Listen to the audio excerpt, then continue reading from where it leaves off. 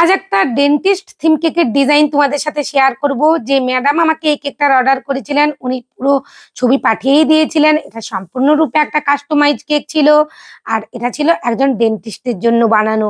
কিভাবে বানিয়েছি চলো দেখে নেওয়া যাক। এখানে দেখো আমি দুটো ডিম নিয়ে নিয়েছি রুম টেম্পারেচারে, আর ফ্লেভার উনি বাটারস্কচ বলে দিয়েছিলেন, আর ছবিও উনি পাঠিয়ে দিয়েছিলেন। খুব ভালো করে দেখো এখানে 1 চিমটে লবণ আমি দিয়ে দিয়েছি। 3 থেকে 4 সেকেন্ড বিট করার পর এরপর স্টেপ বাই স্টেপ আমি চিনিটা দিতে থাকবো আর বিট করতে থাকবো। এখানে ডিম আর চিনিটা ফোম হিসেবে রেডি হতে মোট 4 মিনিটের মতন সময় লাগবে। 3 থেকে 4 মিনিট কি 5 মিনিটের মতন সময় লাগবে। তারপরে দেখবে ডিম আর চিনি খুব ভালোভাবে মিশে গিয়ে একটা ফোমি ভাব এসে গেছে। সেই পর্যায়ে কিন্তু বিটারের কাটা স্টপ করে দিতে হবে, আর খুব ভালো করে ময়দাটা মিশিয়ে দিতে হবে। আমি ভিডিও হয়তো ফার্স্ট রেখেছি এডিটিং করে, কিন্তু তোমরা কিন্তু আমার কথাগুলো শুনে নিয়ে পারফেক্ট ভাবে একটা স্পঞ্জ বানাতে পারবে। এখানে তেল আর এসেন্স দিয়ে দিয়েছি। তেল এসেন্স দেওয়ার পর কেবলমাত্র 6 সেকেন্ডের জন্য বিট করতে হবে। তারপরে দেখো এখানে স্ট্রেনারের সাহায্যে আমি ময়দাটা চেলে চেলে নিচ্ছি। আর আমি দুটো স্টেপে ময়দাটা দেবো, তোমরা 3টে স্টেপেও দিতে পারো, কোনো অসুবিধে নেই। আর একই ডিরেকশনে কিন্তু ঘুরিয়ে ঘুরিয়ে মিশিয়ে নিতে হবে, কখনোই এলোপাতাড়ি মেশালে চলবে না। আর সবসময় কিন্তু লক্ষ্য রাখতে হবে কোনো রকমের যেন লাম্পস না থাকে। এখানে যদি ময়দার কোনো রকমের লাম্পস থাকে বা ময়দা শুকনো রয়ে যায় তাহলে কিন্তু ফোমটা ভালোভাবে রেডি হবে না, আর এখানে স্পঞ্জটাও কিন্তু খুব একটা পারফেক্ট আসবে না। তাই সব দিকেই লক্ষ্য রেখে কাজগুলো করতে হবে। খুব ভালো করে প্রিহিট করা ওটিজির মধ্যে কিন্তু আমি এটা বেক করে নিয়ে এসেছি। দেখো অবশ্যই কিন্তু প্রিহিট করা ওটিজির মধ্যে কেকটা বেক করতে হবে। তারপরে দেখো মোল্ড আউট করে তোমাদের কাছে লেয়ার কাট করেও দেখিয়ে দিচ্ছি। যে ম্যাডাম এই কেকটার অর্ডার করেছিলেন উনি ওনার হাজবেন্ডের জন্যই কেকটার অর্ডার করেছিলেন। আর উনি আমাকে সন্ধেবেলায় বলেছিলেন পরের দিন সকালবেলা কেকটা ডেলিভারি করবার ছিল, তাই রাত জেগেই আমাকে কেকটা বানাতে হচ্ছিল। এইভাবে অর্ডার এলে কিন্তু রাত জেগেই কাজগুলো করতে হয়। দেখো প্রথম লেয়ারটা আমি বসিয়ে দিয়েছি, এরপর খুব ভালো করে সুগার সিরাপ দিয়ে সোপ করে নিয়েছি। পরিমাণ মতন ক্রিম দিয়ে দিলাম। ক্রিমটা অবশ্যই পরিমাণ মতন দিও, বেশি ক্রিম দিলে আবার খেতে ভালো লাগবে না। ক্রিমটা দেখো খুব ভালো করে একটা প্যালেট নাইফ দিয়ে চারিদিকে স্প্রেড করে নিয়েছি। এরপর আমি বাটারস্কচ সস দিয়ে দেব। এখানে যে বাটারস্কচ সসটা আমি ইউজ করছি আমার হোমমেড।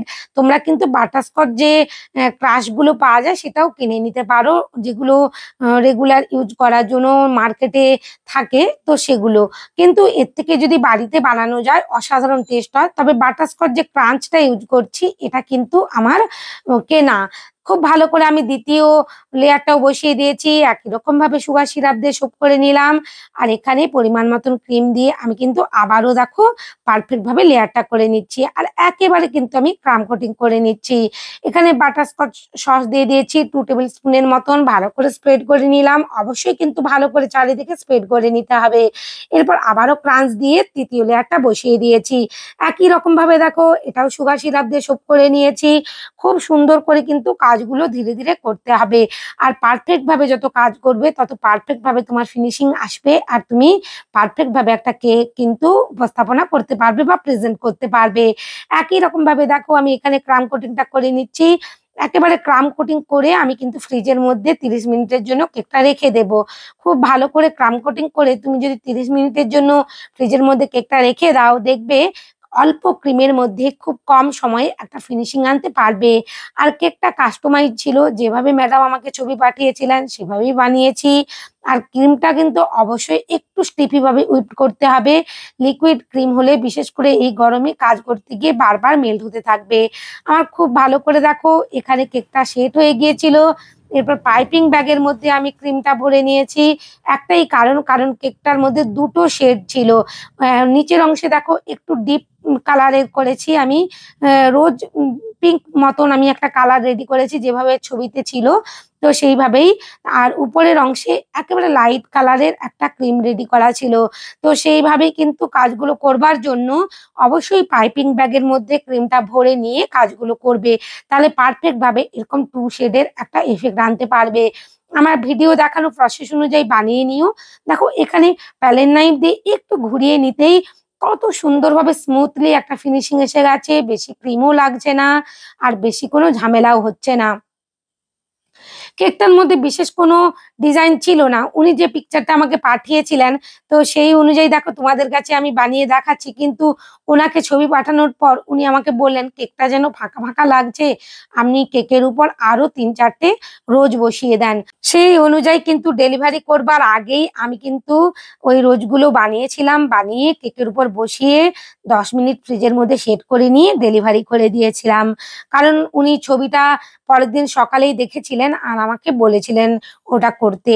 তো সেই অনুযায়ী দেখো আমি ছবিটাও দিয়ে দিয়েছিলাম। সেই সময় আর ভিডিও করবার সময় ছিল না। তাই আমি কিন্তু লাস্টে ছবি দিয়ে দিয়েছি কিভাবে শেষ ফিনিশিংটা আমি করেছি। এই কেকটার সাথে কিন্তু উনি ২ টো চকলেট অর্ডার করেছিলেন আর একটা গোলাপ ফুল ব্যাঙ্গালোর রোজ। তো সেই অনুযায়ী আমি কি, কি দিয়েছি সেটাও কিন্তু আমি পিকচার ২-৩ টে শেয়ার করেছি ভিডিও শেষে। দেখো গোলাপ ফুলগুলো কত সুন্দর লাগছিল দেখতে। এখানে পিঙ্ক কালারের আমি রোজ বানিয়ে নিচ্ছি। খুব ভালো করে কিন্তু ক্রিমটা অবশ্যই হুইপ করতে হবে, আবারও বলছি। নাহলে এভাবে রোজগুলো বানানো যাবে না আর রোজের যে পাপড়িগুলো পারফেক্ট ভাবে আসবে না। ধীরে, ধীরে দেখো আমি খুব সুন্দর করে এখানে কাজগুলো করছি। আর আমার এই ভিডিওটা যদি ভালো লাগে, বিশেষ করে এই রোজ মেকিংটা যদি তোমাদের পছন্দ হয়, প্লিজ চ্যানেলে নতুন বন্ধু হয়ে থাকলে চ্যানেলটা সাবস্ক্রাইব করে দিও এরকম নতুন, নতুন টিপস অ্যান্ড ট্রিক্স পাওয়ার জন্য। দেখো আমি ২ টো গোলাপ ফুল বসিয়ে দিয়েছি আর চারিদিক থেকে এভাবে হোয়াইট কালারের যে পালগুলো হয় বা স্প্রিংকেল সেগুলো স্প্রেড করে নিচ্ছি। খুবই ধীরে, ধীরে কাজগুলো করতে হবে। আর এই স্প্রিংকেল গুলো অবশ্যই কিন্তু কেকটা ফিনিশিং এর পর ৫ থেকে ১০ মিনিট ফ্রিজে রেখে সেট করে নিয়ে তোমরা কিন্তু স্প্রেড করে নিও কেকের উপর বা ডেকোরেশন করে নিও।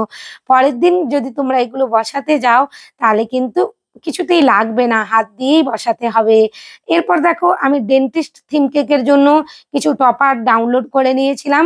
তো প্রিন্ট আউট করে বের করেছি, তো সেইগুলোই বসিয়ে দিয়েছি। আর শেষের অংশে আমার ছেলে বলছিল, "লাস্টের যে এখানে লেন্স দেওয়া যে টিথটা আছে ওটা তুলে নাও, খুব একটা ভালো লাগছে না।" তো সেটা তুলে নিয়েছিলাম। তারপর সেখানে দেখো আমি কয়েকটা স্প্রিংকেলও এড করে দিয়েছি। আর এখানে একটু আমি সিলভার কালারের স্প্রে দিয়ে কেকটা আরো হাইলাইট করে দিয়েছি যাতে কেকটা খুব সুন্দর একটা লুক আসে। কেকটা আমি কিভাবে শেষ করেছিলাম লাস্টের লুকটা দেখেই নাও। আরো কয়েকটা গোলাপ ফুল বসিয়ে দিয়েছি। সবাই খুব ভালো থেকো। ধন্যবাদ তোমাদের।